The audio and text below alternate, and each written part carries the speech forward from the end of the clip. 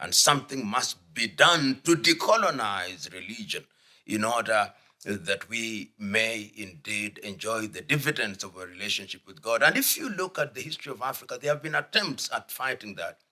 In the 16th century, in the Democratic Republic of Congo, what we call it now, in the Congo Kingdom, there was a lady called Kimpavita or Donna Beatrice, who told his people that indeed, of course, debatable, Jesus was black and was a Congolese. But I can understand where Kimpavita or Donna Beatrice was coming from. She was trying to tell the people that we should not simply accept the version of Jesus that has been brought to us from Europe and America. And when Donna Beatrice left, in the same Congo, there was Simon Kimbangu, who also came and made certain contribution. In fact, when Kimbangu died in 1951, he had already predicted that Congo would be free. He had already predicted that there would be economic recovery. So there have always been Africans who have tried to appropriate the good aspects of religion, whether it is Islam or it is Christianity. In the Islamic tradition, we remember the activities of Uthman Dan Fodio or Uthman Dan Fodio in the northern part of what is now Nigeria, and his version of Islam, trying to give it an African flavor so that it's something that is positive to the people. So whenever we talk about religion, we must understand that it had and continues to have a very negative impact on African peoples, preaching a gospel where we think that prayer without work will be the mother of all the things we have ever wished for. Yet we know that the divine instruction was that you shall eat by the sweat of thy brow. You know, religion is man-made. And anything that is touched by man and made by man, particularly many of these organizations, including religion, they have an agenda, hidden or otherwise. So the more religious you are, sometimes the less spiritual you are. Because religion creates hierarchy. You have the archbishop, you have the Pope in the Roman Catholic, you have the cardinals, you have the archbishops, you have the bishops, you have the priests. And all of them enjoy Pharisaic life. They love life. And we have history of popes who engaged in all manner of criminal activities. And they wanted to be worshipped. In fact, when I look at the history of the Roman Catholic Church, and I look at how Martin Luther came out with his 95 theses at the church in Wittenberg, when he's saying that the popes must stop using the church for evil purposes. It was a rebellion against religion. When you look at the Anglican Church, you can see how religion was used to deify man. When you look at Islam, we have had versions of Islam where people preach everything that is contrary to the instructions of Allah and the Prophet of God, Muhammad, peace be upon him.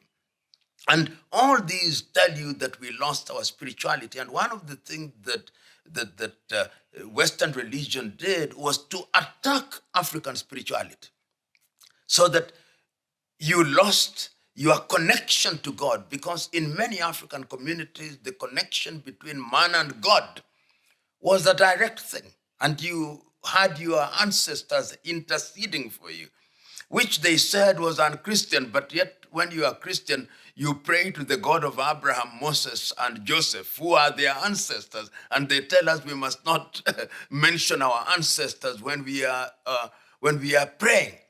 So it is true that one of the things that attacks spirituality and creates a distance between us and God is organized religion, which we now know by dint of history, and even as we observe today, has some of the most corrupt practices, some of the most pernicious practices against man. We have seen cultic religions which have come where individuals become rich at the expense of their congregants. Religion is the thief of spirituality. You know, when you look at religion, specifically spirituality rather than religion, God, in his own divine way, having created man, ensured that man's environment, wherever he or she was, whether he's in Europe or America or in the Middle East, there is a sense in which your connection with him, to mean God, was mediated through many ways, including nature. And you look at every tradition, even if you choose to look at the books which are written, many African spirituality is not rendered in written books which were destroyed. But look at the Christian Bible and the Old Testament, which is fundamentally the Jewish Torah. You can see how they were praying to their God, how they went to the mountains, how they had prophets such as Elijah saying that it will not rain, and then it did not. What is the difference between Elijah and some of our seers amongst the Agikuyu of Kenya, or amongst the Zulu of South Africa, or amongst the Luo then of Sudan, or amongst the Yoruba, or amongst the Igbo, or amongst the Nama in what is present-day Namibia, or amongst the Temne, or amongst the Wolof, or amongst the Dogon in Mali? There is no difference. And those who want to destroy and confuse you, when they come and attack you, the first thing they do is to attack your God, attack your spirituality, because once there is a spiritual disconnect between you and your God, then you can be dominated, and then you lose everything. Look at in the area of pharmaceuticals. We had healers in African land. We now know that brain surgery was undertaken in the continent of Africa. We now know that there were cesarean births in the continent of Africa. But when we were disrupted, we lost all that, and we now think that in order to be a doctor, you must be trained in the tradition of the Western world. But if you look at other civilizations which have borrowed and which have survived and which retained their mode of doing things, they continued with their way of doing. Go to China. You still talk about Chinese medicine because they did not lose. And that has not prevented them from embracing what is good from other civilizations.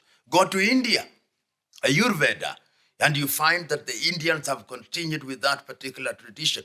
But when you come to Africa, when we have our herbalists, because we are mentally confused, courtesy of miseducation and spiritual dominance, when we have people who are healers in our society, we condemn them as witch doctors.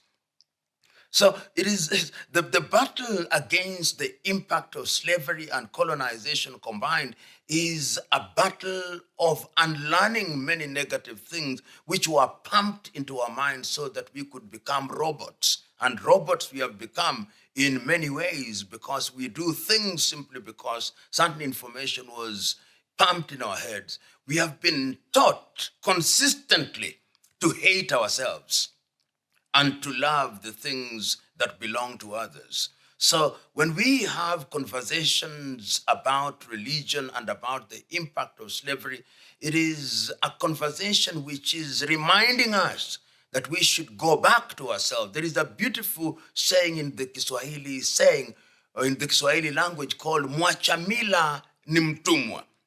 If you abandon your culture and tradition, you become a slave. And that is exactly what happened to us. We abandoned our culture and tradition and way of doing things. And even when we deny it, we are still slaves mentally. When you look at African traditional religion, and we use the word religion because I'm speaking in English. If I was talking in some of the African languages, perhaps I would not use the word religion, but spirituality. One of them, as we know, is Simon Kimbangu, who was himself a Baptist, started as a Baptist preacher, and then moved on to form his own church, if you may, or his own religious movement. And Kimbanguism is an example of one of African religions which has survived today. In fact, in the year 2011, during the presidency of Joseph Kabila, they held a conference to discuss the life of Simon Kimbangu. And there are many Kimbanguis. In fact, it is estimated that there are 6 million people in the Democratic Republic of Congo who follow the diktats of Simon Kimbangu. And Kimbangu is not the only African who has been in that space. In Kenya, for example, we have had several African religious movements, which were called African tradition religions. Akorino is such a religion in Kenya. Nomia is such a religion in Kenya. Legio Maria is such a religion. And if you go to West Africa, you'll find similar activities, and even in Southern Africa. And what has happened is that these African religions have much more spiritual rigor as opposed to the very formalistic Western religions like the Catholic Church or the Anglican Church or the Episcopalians who are now in the United States of America and are in communion with the Anglican Church, or the Methodist Church or the SDA Church. African religion is indeed alive and well. And where it is, it resonates with the people. If you go to Benin, for example, you'll find them. And of course, those who are in the business of condemning everything Africa, including us Africans, are quick to dismiss them, that those are not in keeping with what we understand religion to be. Yet they forget that many of these religions are man-made and have corrupted the message of God.